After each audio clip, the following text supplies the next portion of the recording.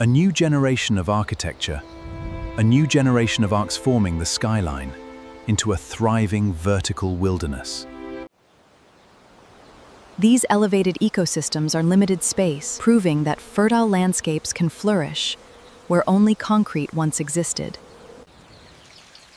Hidden beneath every planter is a carefully engineered microclimate. Growing systems allow life to thrive high above the streets. As vegetation returns, wildlife follows. Bees, butterflies, and birds transform the gardens into living ecosystems, restoring biodiversity to the heart of the city. Every balcony becomes product herbs, vegetables, and flowering plants replace unused concrete, cooling buildings while bringing food and nature back into everyday urban life. Bristol's skyline is no longer defined by steel and concrete alone. It stands as living proof that the future of our cities may rise gracefully toward the clouds.